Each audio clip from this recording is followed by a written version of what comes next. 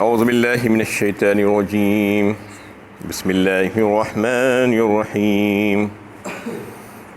النبی اولی بالمؤمنین من انفسهم وازواجه امہاتهم وأولو الأرحام بعضهم أولى ببعض في كتاب الله من المؤمنين والمهاجرين إلا أن تفعلوا إلى أوليائكم معروفا كان ذلك في الكتاب مسطورا۔ نبی کا حق مومنوں پر ان کی اپنی جانوں سے بھی زیادہ ہے، اور نبی کی بیویاں حقیقی ماؤں کی طرح حرام ہیں،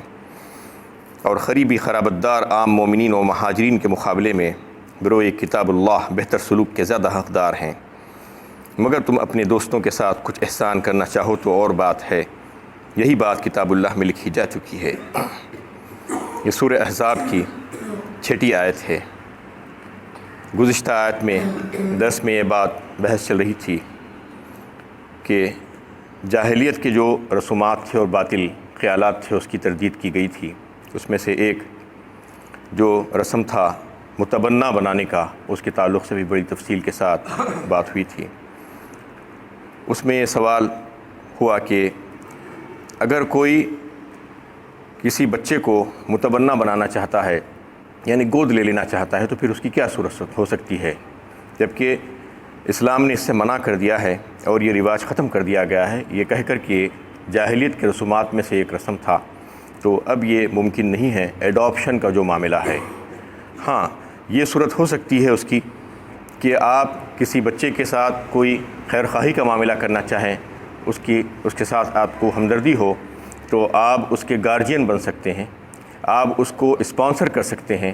اس کے سارے جو اخراجات ہیں وہ تمام اخراجات آپ اپنے ذمہ لے لیں، اور اس کی تربیت وغیرہ کے سلسلے میں بھی آپ اپنی یعنی سروسز پیش کریں اور اس کے تعلق سے جو ہے محنت کریں۔ یہ چیز ممکن ہے، لیکن ایڈاپشن کر کے اس کو گھر میں لا کر رکھنا، بیٹا بنا کر رکھنا اور اس کو اپنا نام دینا، یہ ممکن نہیں ہے۔ اسلام نے اس سے منع کر دیا ہے، کیونکہ جس کی اولاد ہوگی، جس کا نطفہ ہوگا، اسی کا نام دیا جائے گا۔ باپ وہی ہوگا جس نے پیدا کیا ہے، جس نے پالا پوسا ہے یا جس نے خرچ کیا ہے، وہ باپ کا نام اس کو نہیں دیا جا سکتا۔ یہ اس وجہ سے کہ اس میں بہت سی پیچیدگیاں ہو سکتی تھی، بہت سے تنازعات کھڑا ہو سکتے تھے، اس لیے اسلام نے جو ہے وہ تمام چیزوں کی جڑیں ہی کاٹ دی اس سے پہلے کہ وہ خدشات اور شکوک و شبہات پیدا ہو۔ جیسا کہ سب سے بڑی اس میں جو پیچیدگی وہ ہو سکتی تھی کہ اللہ تعالیٰ نے ایک گھر میں جو ہے محرم رشتہ داروں کو رکھا ہے، یعنی جو بچہ ہوتا ہے اس کی ماں، اس کی بہن وغیرہ اس کے لیے محرم ہوتی ہیں، یعنی وہ حرمت کے رشتوں کو اللہ تعالیٰ نے قائم فرمایا ہے اور دلوں میں وہ بات ڈال دی ہے۔ لیکن جو بچے کو لے کر پالا جاتا ہے اور جو متبنہ بنا کر گھر میں اگر رکھا جاتا ہے، تو وہ عورت جو شخص جس نے اس کو لیا ہے، گود لیا ہے، اس کی بیوی یا اس کی بیٹی وغیرہ اس بچے کے اوپر حرام نہیں ہو سکتی، وہ رشتے اس کے لیے حرام نہیں ہو سکتے۔ تو اللہ تعالیٰ نے یہ رشتوں کی حرمت کا لحاظ کیا تھا، اس لیے اللہ تعالیٰ نسل اور نسب کے جو ہے سلسلے میں بڑے محتاط ہیں۔ تو یہاں پر یہ پیچیدگی آ سکتی تھی، وہ حرمت والے رشتے نہیں ہوں گے، لیکن اس کے باوجود وہ بچہ اس گھر میں رہے گا تو پھر پردے وغیرہ کا، حجاب کا مسئلہ جو ہے پیش آ سکتا تھا، تو اور کئی ایک پیچیدگیاں اس کے ذریعے سے ہو سکتی تھیں، اس لیے اللہ تعالیٰ نے اس سے منع فرمایا۔ اور دوسرا بڑا مسئلہ اس کا وراثت کی تقسیم، میراث میں جو ہے اس بچے کا حق کچھ بھی نہیں ہوگا۔ ہاں، الگ سے آپ کچھ دینا چاہیں، اس کے اوپر مہربانی کرنا چاہیں تو وہ ایک الگ صورت ہے، لیکن میراث میں جو ہے اگر وہ گھر میں رہے گا ایک بچے کی طرح، تو پھر وہ میراث میں حصہ مانگے گا برابر کا۔ تو یہ تمام وجوہات کی بنا پر اس سے منع کر دیا گیا۔ لیکن اگر کوئی اس میں مدد کرنا چاہتے ہیں، کسی کے ساتھ سلوک کرنا چاہتے ہیں، تو یہ صورتیں بن سکتی ہے کہ آپ اس کے گارجین بن جائیے، سرپرست بن جائیے۔ آپ اس کو گود لینا یا اس کو نام دینا کیا ضروری ہے، آپ اس کو اسپانسر کر دیجئے، اس کے سارے اخراجات آپ اپنے ذمہ لے لیجئے، آپ اس کو بیٹا ہی سمجھیے، لیکن آپ اپنا نام اس کو نہیں دے سکتے اور اس کو اپنے گھر میں لا کر بچوں کے جیسا پال نہیں سکتے، یہ اس سے منع کیا گیا ہے۔ اور پھر اس آیت میں بہت سے احکامات دیے گئے ہیں، کیونکہ یہ مدنی صورت ہے۔ مدنی صورتوں کی خصوصیت یہی ہوتی ہے کہ اس میں احکامات آپ کو زیادہ ملیں گے۔ النبی اولی بالمؤمنین من انفسہم، سب سے پہلا حکم اس میں جو دیا گیا ہے کہ نبی کا حق مومنوں پر ان کی اپنی جانوں سے بھی زیادہ ہے۔ اس کا کیا مطلب ہے؟ یعنی نبی صلی اللہ علیہ وسلم مومنین پر کتنے زیادہ شفیق، مہربان تھے، اس کا تو جو ہے کوئی اندازہ نہیں لگا سکتا، اور وہ اس کو جو ہے وضاحت کے محتاج نہیں ہے وہ بات۔ یعنی نبی صلی اللہ علیہ وسلم اتنے مہربان اور شفیق تھے مومنوں پر، یہ ہمیشہ انہی کے بارے میں سوچا کرتے تھے۔ تو اللہ تعالیٰ نے ان کے لیے ان کے تعلق سے یہ فرما دیا کہ ان کا حق جو ہے وہ سب سے زیادہ حقدار ہیں مومنوں کو، ان کی اپنی جانوں سے بھی زیادہ، یعنی کسی کی جان اس کے لیے بہت زیادہ یعنی محبوب ہوتی ہے، لیکن اس سے زیادہ حقدار اگر کوئی ہے تو وہ نبی صلی اللہ علیہ وسلم ہے۔ اور یہ کہ ساری محبتوں کے مقابلے میں نبی صلی اللہ علیہ وسلم کی محبت غالب ہونی چاہیے، اس کا مطلب یہ ہے۔ اور یہ کہ نبی صلی اللہ علیہ وسلم نے جو حکم دیا ہے وہ حکموں کی جو ہے اہمیت سب سے زیادہ ہونی چاہیے، اپنی خواہشات کو نیچے ڈال کر دبا دینا اور نبی صلی اللہ علیہ وسلم کے حکم کو اہمیت دینا، اس کو اہم سمجھنا۔ اور پھر اس کے تعلق سے جو ہے بے شمار احادیث اور بے شمار روایتیں جو ملتی ہیں کہ وہ یہ کہ نبی صلی اللہ علیہ وسلم سے حد درجے محبت کرنا، آپ کی عقیدت آپ کے ساتھ اور آپ کی عظمت کا لحاظ کرنا، اور اللہ تعالیٰ نے آپ صلی اللہ علیہ وسلم کو جو مقام اور مرتبہ اور جو اوصاف آپ کو عطا فرمائے ہیں اس کو سمجھ کر یہ سمجھنا کہ وہ آپ کے جو ہے اس کے مستحق تھے، اور اس کو بالکل ویسا ہی سمجھنا، اس میں نہ کمی کرنا اور نہ زیادتی کرنا۔ کمی اور زیادتی، افراط و تفرید، غلو، یہ کوئی اچھی چیز نہیں ہے، مہلک ہے۔ ایسا پچھلی قوموں نے کیا تھا اپنے نبیوں کے ساتھ، اپنے نبیوں کو انہوں نے جو ہے اللہ کی صفتوں سے آراستہ دیکھنا چاہا تھا، اس وجہ سے وہ آہستہ آہستہ وہ خدائی درجہ ان کو دے دیا اور آخری میں خدا ہی بنا دیا۔ عیسیٰ علیہ السلام کے ساتھ بھی ایسا ہی معاملہ کیا گیا، اور دیگر نبیوں کے ساتھ بھی کہیں پر افراط، کہیں پر تفرید، غلو آمیز حرکتیں جو کرتے تھے لوگ، تو اس کی وجہ سے وہ قومیں ہلاک ہو گئی۔ تو اللہ تعالیٰ یہاں پر بتانا چاہ رہے ہیں کہ جو درجہ جو اللہ تعالیٰ نے جو اوصاف نبی صلی اللہ علیہ وسلم میں رکھے ہیں وہ اس کو جو ہے سمجھنا، اور یہ سمجھنا کہ وہ آپ جو ہے اس کے مستحق ہیں، اور آپ کی عزت اور تکریم کرنا، آپ سے جو ہے عقیدت رکھنا، آپ سے محبت کرنا۔ اور اس کے سلسلے میں جو ہے بہت سی آیتیں بھی آپ کو ملیں گی۔ فَلَا وَرَبِّكَ لَا يُؤْمِنُونَ حَتَّى يُحَكِّمُوكَ فِي مَا شَجَرَ بَيْنَهُمْ ثُمَّ لَا يَجِدُوا فِي أَنفُسِهِمْ حَرَجًا مِّمَّا قَضَيْتَ وَيُسَلِّمُوا تَسْلِيمًا۔ سورہ نساء پارہ 5 کی آیت میں اللہ تعالیٰ نے فرما دیا کہ قسم ہے تیرے پروردگار کی کہ وہ شخص مومن نہیں ہو سکتا کہ جب تک کہ وہ اپنے آپسی اختلافات کے سلسلے میں آپ کو اپنا حاکم نہ مان لیں اور پھر آپ ان کے درمیان جو فیصلہ کر دیں، وہ فیصلوں کو جو ہے یعنی خوشی کے ساتھ اور برضا اور رغبت اس کو قبول کر لے، اس میں اپنے دل میں کسی قسم کی تنگی محسوس نہ کریں۔ یعنی اللہ تعالیٰ قسم کھا کر کہہ رہے ہیں کہ وہ شخص مومن نہیں ہے جو آپ کے فیصلے پر راضی نہ ہو اور جو آپ کے فیصلے پر جو ہے تنگی محسوس کریے اپنے دل میں۔ یا ایھا الذین آمنوا اطیعوا اللہ واطیعوا الرسول واولی الامر منکم فان تنازعتم فی شیء فردوه الی اللہ والرسول ان کنتم تؤمنون باللہ والیوم الآخر ذلک خیر واحسن تاویلا۔ سورہ نساء پارہ 5 ہی میں اللہ تعالیٰ نے اور ایک تذکرہ کیا ہے کہ اے ایمان والوں سے خطاب کر کے کہا گیا ہے کہ تم اللہ کی اطاعت کرو، رسول اللہ کی اطاعت کرو، اور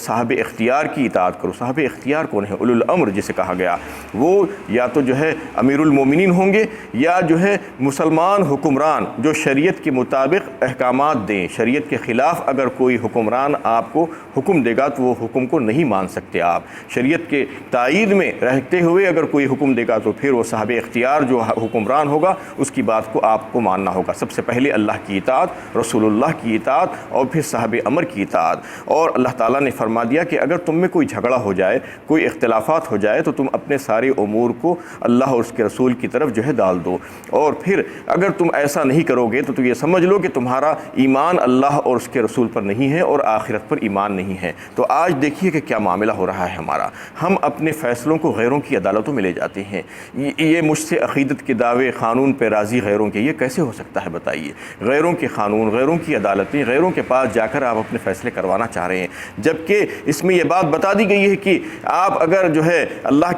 کے رسول صلی اللہ علیہ وسلم کے کو حاکم نہ مان لیں اور ان کی اتباع اور اطاعت نہ کر لیں اور ان سے عقیدت کا اظہار نہ کریں اور ان کے فیصلوں پر راضی نہ ہو جائیں تو پھر آپ مومن نہیں ہو سکتے۔ اس کو جو ہے اللہ تعالیٰ نے واضح فرما دیا، اس کے باوجود ہم یہی کام کر رہے ہیں۔ آج جو ہے دعوے تو بہت ہیں لیکن جاتے ہیں دوسروں کے پاس۔ اس کا یعنی یہ اطاعت اور آپ کے فیصلوں پر راضی ہونے کا کیا مطلب ہے؟ لوگ یہ سوال کر سکتے ہیں کہ آج تو رسول اللہ صلی اللہ علیہ وسلم اس دنیا میں نہیں رہے ہیں، آپ پردہ فرما گئے ہیں، تو پھر کیسے آپ کے فیصلوں کو جو ہے مانا جائے؟ تو آپ کے فیصلوں کو ماننے کی صورت اس میں یہ ہو سکتی ہے کہ جو بھی اختلافات پیدا ہوں اس کو قرآن اور سنت کی روشنی میں حل کرنا چاہیے۔ یعنی قرآن اور سنت تو موجود ہے، وہ تو کہیں نہیں گیا ہے، اس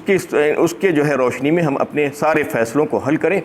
اور پھر اپنا سر اطاعت خم کر دیں ان فیصلوں کے سامنے، اور کسی قسم کا کوئی شک و شبہ نہ کریں، اور جو ہے وہ سارے فیصلوں کو یہ سمجھے کہ یہ بالکل سچ ہے، درست ہے، اور ہمارے سارے فیصلے جو ہے اختلافات کے جو فیصلے ہوں گے وہ قرآن اور سنت کی روشنی میں ہوں گے۔ تو اگر یہ بات کو ہم تسلیم کرتے ہیں تو پھر اللہ تعالیٰ فرما رہے ہیں کہ تم مومن ہیں اور تمہارا ایمان ہے آخرت پر اور اللہ پر، اور اگر ایسا نہیں ہے تو پھر تم ادھر ادھر جائیں گے۔ تو آج ایسا ہی ہو رہا ہے، ہمیں اپنا محاسبہ کرنا چاہیے کہ ہم جو کام کر رہے ہیں کیا وہ درست ہے، کیا ہم جو ایمان کا دعویٰ کر رہے ہیں اس کے باوجود بھی ہم اپنے فیصلوں کو، ہمارے اختلافات کو باہر لوگوں کے پاس لے جاتے ہیں۔ ہمیں ایسا بالکل بھی نہیں کرنا چاہیے۔ ایک تو حکم یہ ہوا، اس کے بعد دوسرا حکم یہ ہے وَأَزْوَاجُهُ أُمَّهَاتُهُمْ، نبی صلی اللہ علیہ وسلم کی جو ازواج تھی، جو بیویاں تھیں، وہ جو ہے تمہاری مائیں ہیں، اللہ تعالیٰ فرمایا، یعنی ان کی عزت اور تکریم اتنی زیادہ کرنا چاہیے کہ ان کے تعلق سے ایک لفظ بھی نہیں کرنا، ان کا جو ہے احترام کرنا، اور پھر نبی صلی اللہ علیہ وسلم کے بعد ان سے کبھی بھی نکاح نہیں کرنا، ان کی عزت اور ان کی تکریم کی وجہ سے ان سے نکاح نہیں کرنا چاہیے۔ ان کے تعلق سے یہ سمجھ لینا، اور یہ بات واضح کر دی گئی ہے کہ وہ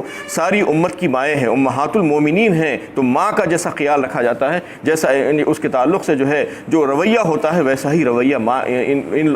خواتین کے تعلق سے بھی ہونا چاہیے۔ وَأُولُو الْأَرْحَامِ بَعْضُهُمْ أَوْلَىٰ بِبَعْضٍ فِي كِتَابِ اللَّهِ مِنَ الْمُؤْمِنِينَ وَالْمُهَاجِرِينَ إِلَّا أَن تَفْعَلُوا إِلَىٰ أَوْلِيَائِكُمْ مَعْرُوفًا، اور پھر تیسرا حکم اس میں یہ دیا گیا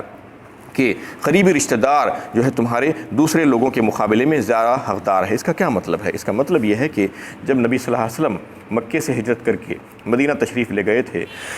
تو یہاں سے جو لوگ، جو حضرات گئے تھے ہجرت کر کے آپ صلی اللہ علیہ وسلم کے ساتھ، وہ مہاجرین کہلائے، اور بالکل ایسی خستہ اور خراب حالت میں تھے وہ لوگ کہ ان کے پاس کھانا نہیں تھا، اور کوئی ان کی ضرورتیں پوری کرنے کا کوئی سامان ان کے پاس موجود نہیں تھا۔ صرف اللہ اور اس کے رسول کے حکم پر وہ جو ہے اپنا سب کچھ چھوڑ چھاڑ کر چلے گئے تھے، جبکہ ان کے کاروبار تھے، ان کی جائیدادیں تھیں مکے میں، سب تھا، لیکن اللہ کے حکم سے جو ہے وہ چلے گئے تھے۔ تو نبی صلی اللہ علیہ وسلم نے ان کا لحاظ کیا اور ان کے لیے ایک ایسا انتظام کر دیا، مواخات کروا دیا ان کو، جو ہے یعنی ایک مہاجر اور ایک انصار کو بھائی بھائی کر دیا، بھائی چارگی جو ہے قائم فرما دی، اور یہ کہہ دیا گیا کہ آج سے جو ہے تم ان کا پورا لحاظ کرو گے، یعنی انصار اپنے مہاجر بھائی کا خیال کرے گا، اس کو اپنے گھر میں رکھے گا، اس کو کھلائے گا پلائے گا، اس کی ضرورتوں کا لحاظ کرے گا، اور پھر اس کی میراث میں بھی اس کو حقدار بنا دیا گیا، وراثت میں بھی جو ہے وہ حقدار بن گیا تھا۔ یہ جو ہے کچھ چند سالوں تک چلتا رہا، اس کے بعد حالات اچھے ہو گئے، فتوحات ہونے لگی اور مال غنیمت آیا، سب کے لیے جو ہے یعنی ضرورتیں پوری ہونے لگی، تو پھر وہ حکم منسوخ ہو گیا۔ اس آیت میں یہ کہہ دیا گیا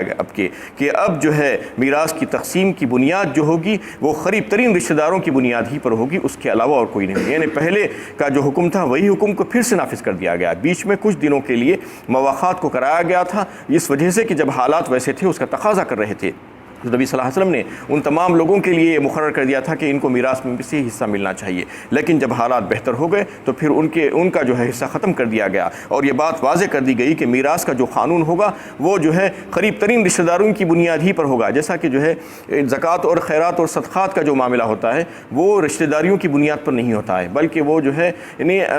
جو ضرورت مند ہوتے ہیں، جو استحقاق جن کا ہوتا ہے اس کی بنیاد پر ہوتا ہے۔ کوئی مجبور اور پریشان حال ہے، وہ اگر آپ کا رشتہ دار نہیں بھی ہے تو بھی آپ اس کی مدد کرنا ضروری ہو جاتا ہے، اور اگر رشتہ دار مجبور ہے، مستحق ہے، تو پھر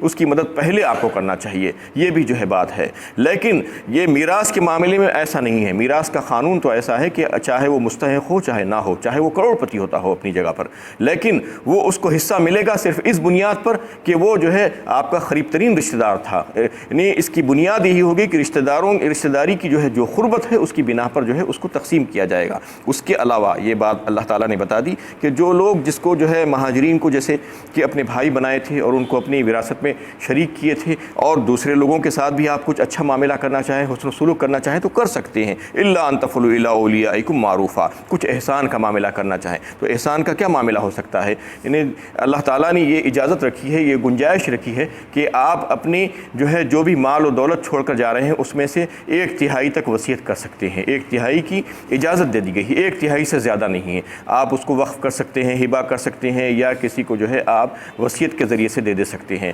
1/3 وہ ان لوگوں کو دیا جائے گا جو ہے آپ کے وارث نہیں ہیں، غیر وارثوں میں تقسیم ہوگا، وہ وارثوں کو تو ویسے ہی اللہ تعالیٰ نے اس کا حصہ مقرر کر دیا ہے، غیر وارثوں کی اگر آپ مدد کرنا چاہیں، جیسا کہ آپ کے کوئی دوست ہیں مجبور پریشان حال، پڑوسی ہیں، یا اور دیگر رشتہ دار جن کو جو ہے وراثت میں حصہ نہیں ملنے والا ہے، ان کے لیے آپ 1/3 تک جو ہے آپ اس میں سے وصیت کر سکتے ہیں، ان کے ساتھ احسان جان کا معاملہ کر سکتے ہیں۔ ایسا ہی جو ہے وصیت ان لوگوں کے بارے میں بھی ہونا چاہیے جو اپنے جن کے بچے ان کی زندگی میں مر جاتے ہیں اور ان کا حصہ بھی وراثت میں نہیں ہوتا ہے، تو ان کے لیے بھی جو ہے وصیت کی جا سکتی ہے، اپنے پوترا پوتری کے لیے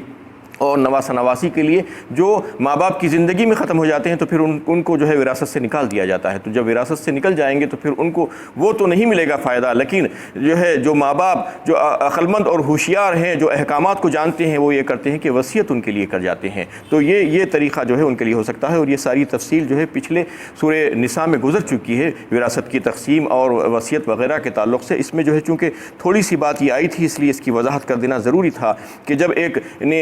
حکم آ گیا تھا، جب مہاجرین کو جو ہے اللہ کے نبی صلی اللہ علیہ وسلم نے مواخات کروا دی تھی اور بھائی چارگی کرا دی تھی، تو پھر اس کے بعد وہ حکم کو منسوخ کیا گیا، تو پھر یہ بتا دینا ضروری تھا کہ اب یہاں سے جو ہے وراثت کی تقسیم جو ہے قریبی رشتہ